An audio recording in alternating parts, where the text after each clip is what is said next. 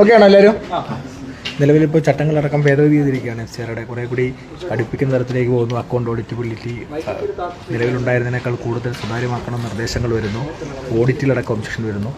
എങ്ങനെയാണ് ഇതിനോട് പ്രതികരണം?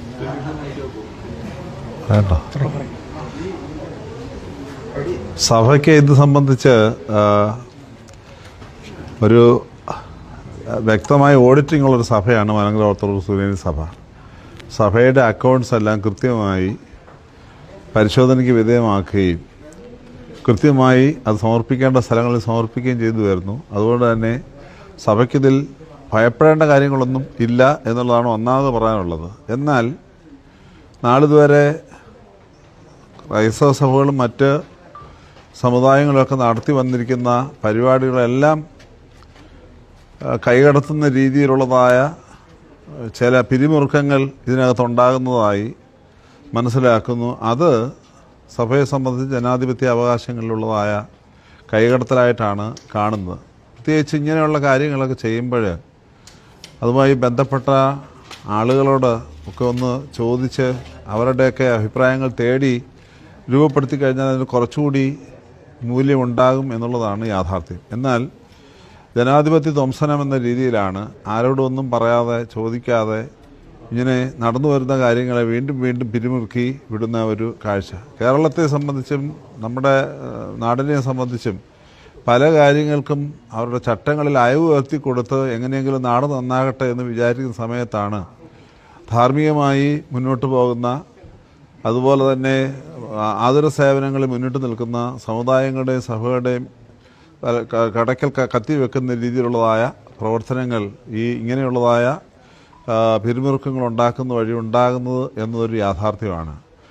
എന്തിനാണ് ഇങ്ങനെ കൂച്ചുവലങ്ങിട്ട് ചെയ്യുന്നതെന്ന് മനസ്സിലാകുന്നില്ല. അക്കൗണ്ട്സുകൾ പരിശോധിക്കുന്നതിന് ഇന്ന് മാത്രമല്ല ഇന്നലെയും തയ്യാറാണ്, നാളെയും അത് തയ്യാറാണ്. എന്നാൽ സഭ എങ്ങോട്ട് പോകണം, എങ്ങനെ പോകണം, എങ്ങനെ ചരിക്കണം, സഭയുടെ പ്രസിദ്ധീകരണങ്ങൾ വിശകലനം ചെയ്യണം, ഇങ്ങനെയൊക്കെ പറഞ്ഞു കഴിഞ്ഞാൽ അത് എങ്ങനെയാണ് ഉൾക്കൊള്ളാനായിട്ട് കഴിയുന്നത് എന്ന ഒരു സങ്കടകരമായൊരു യാഥാർത്ഥ്യമാണത്. ജനാധിപത്യ രാജ്യത്ത് ജീവിക്കുന്ന ആളുകൾ എങ്ങനെയാണ് ജനാധിപത്യ മൂല്യങ്ങളെ ഉൾക്കൊണ്ടുകൊണ്ട് മുന്നോട്ട് പോകേണ്ടത് എന്നുള്ളതൊരു ചോദ്യചിഹ്നമായി മാറുന്നു എന്നുള്ളതാണ് FCRയുടെ പുതിയ ചട്ടങ്ങൾ വീണ്ടും വീണ്ടും പുതുക്കി കഴുത്തിന് കത്തിവെക്കുന്ന രീതിയിലുള്ളതായ രീതി എന്ന് പറഞ്ഞാൽ നമുക്കെല്ലാവർക്കും അറിയാവുന്നൊരു കാര്യമുണ്ട്.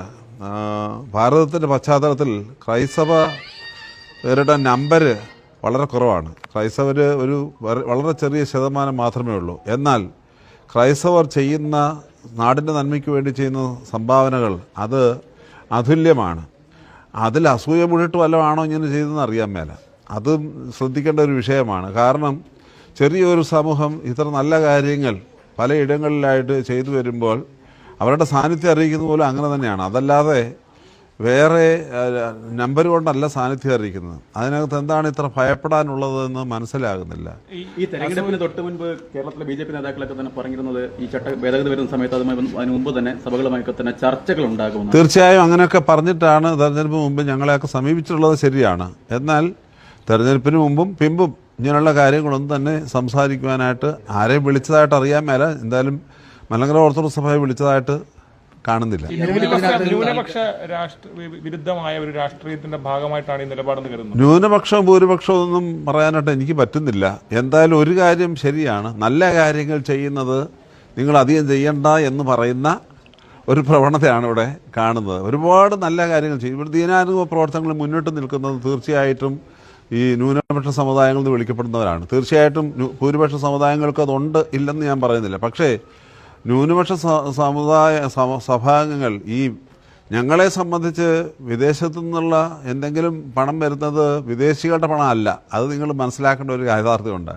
ഇവിടെ നിന്ന് പോയി കഷ്ടപ്പെട്ട് അവിടെ ജീവിച്ചിട്ട് അവരുടെ വരുമാന മാർഗത്തിൽ നിന്ന് എന്തെങ്കിലും നാട്ടിലേക്ക് അയച്ചു തരുന്നതാണ് ഞങ്ങൾ ഇവിടുത്തെ ദീനാനുഭവ പ്രവർത്തനം അതിൽ ഉപയോഗിക്കുന്നത്. അതല്ലാതെ വിദേശ ഏജൻസികളുടെയോ അതല്ലെങ്കിൽ അങ്ങനെ ആരുടെയെങ്കിലും പണം കൊണ്ടല്ല ഇവിടെ ദീനാനുഭവ പ്രവർത്തനം നടത്തുന്നത്. സഭയുടെ മക്കളുടെ പണം കൊണ്ട് തന്നെയാണ് ഈ കാര്യങ്ങളെല്ലാം ചെയ്ത് വരുന്നത്. കണക്കുകൾ പരിശോധിക്കാൻ എന്നുള്ള ഒരു സാഹചര്യം ഒരു വശത്തിരിക്കുക, ഈ സോഷ്യൽ മീഡിയ അക്കൗണ്ടുകളടക്കം അല്ലെങ്കിൽ പ്രവർത്തനങ്ങൾ, അതാണ് മനസ്സിലാകാത്തത്. കണക്കുകൾ പരിശോധിക്കുന്നതിന് കുഴപ്പമില്ല, അത് തീർച്ചയായിട്ടും അങ്ങനെ പരിശോധിക്കണമല്ലോ. നമ്മളൊരു നാട്ടിൽ ജീവിക്കുമ്പോൾ നമ്മുടെ അക്കൗണ്ട്സ് എല്ലാം കൃത്യമായി പരിശോധനയ്ക്ക് വിധേയമാക്കേണ്ടത് വളരെ അത്യാവശ്യമാണ്. അത് ഓർത്തഡോക്സ് സഭയെ സംബന്ധിച്ച് കൃത്യമായിട്ട് എല്ലാ കണക്കുകളും, അത് സഭയുടെ പൊതു കണക്കുകളായാലും ഇൻഡിവിജ്വൽ ഇടപാട് കണക്കുകളായാലും ആധ്യാത്മിക കണക്കുകളായാലും ദീനാനുമ പ്രവർത്തന കണക്കുകളായാലും കൃത്യമായി ഓഡിറ്റിങ്ങിന് വിധേയമാക്കുന്നതാണ്.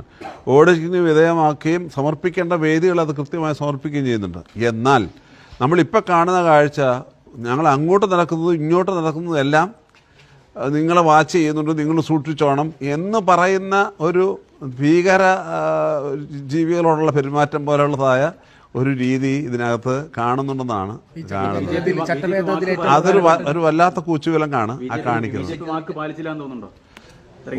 തെരഞ്ഞെടുപ്പ് മുമ്പ് പറഞ്ഞ കാര്യങ്ങൾ എല്ലാവരോടും, ഞങ്ങളെ കാണാൻ വന്ന ആളുകളൊക്കെ പറഞ്ഞ കാര്യങ്ങൾ എല്ലാവരോടും സംസാരിച്ച് നിങ്ങളുടെയൊക്കെ അഭിപ്രായം തേടിയതിന് ശേഷമേ ഇനിയുള്ള കാര്യങ്ങൾ മുന്നോട്ട് പോകത്തുള്ളൂ എന്നാണ് പറഞ്ഞിരുന്നത്. പക്ഷേ ഇപ്പം അങ്ങനെ എന്തെങ്കിലും സംഭവിച്ചെന്ന് എനിക്കറിയാൻ മേല. ഞങ്ങളുടെ ഓർത്തഡോക്സ് സഭയായിട്ട് അങ്ങനെ ആരും സംസാരിച്ചായിട്ട് എനിക്ക് ഒട്ടും അറിവില്ല. ചട്ടഭേദഗതിയിൽ ഏറ്റവും പ്രധാനപ്പെട്ട ഒരു പുതിയ നിർദ്ദേശം എന്ന് പറയുന്നത് ഇതിനകത്ത് പിഴ ഈടാക്കുന്നതുമായി ബന്ധപ്പെട്ടുള്ള അടുത്ത ഒരു പ്രധാനപ്പെട്ട വിഷയമാണ് പിഴ ഈടാക്കുക എന്ന് പറഞ്ഞാൽ ചെറിയൊരു ന്യൂനത കണ്ടാൽ പോലും അതിനകത്ത് ഭീമമായ രീതിയിൽ പിഴ ഈടാക്കുമെന്നൊക്കെ പറഞ്ഞു കഴിഞ്ഞാൽ പിന്നെ നിങ്ങൾ ആരും മുന്നോട്ട് പോകണ്ടെന്നാണ് എൻ്റെ അർത്ഥം. നിങ്ങളൊന്നും ചെയ്യേണ്ട. കാരണം നമ്മളൊക്കെ മനുഷ്യരാണ്.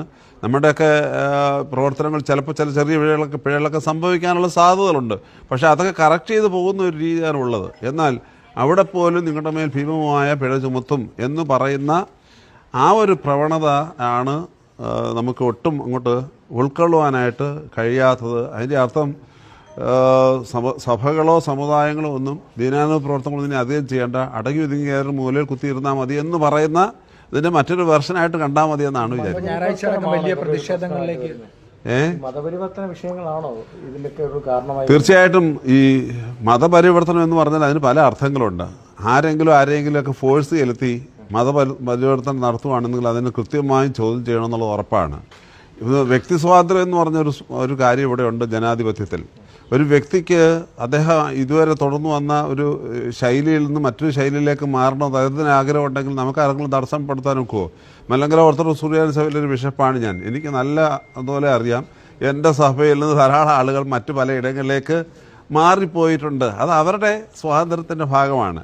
എന്നാൽ അതിനെ വേറെ രീതിയിൽ കണ്ടിട്ട് അതെല്ലാം ഇനി തടയുകയാണെന്നുണ്ടെങ്കിൽ ആദ്യം സഭയിൽ നിന്ന് പോകുന്നതിനെ ഒന്ന് തടഞ്ഞു നിർത്താനായിട്ട് ഉള്ള മാർഗങ്ങൾ കൂടി കൊണ്ടുവരാനായിട്ട് കേന്ദ്ര ഗവൺമെൻറ് ഇടയാകണം എന്നുള്ള കാര്യം കൂടി ഒന്ന് സ്നേഹപൂർവ്വം പറയണം. ഇത് ഇന്ത്യയിലെ സഭയാണ് മലങ്കര ഓർത്തഡോക്സ് സുറിയാനി സഭ.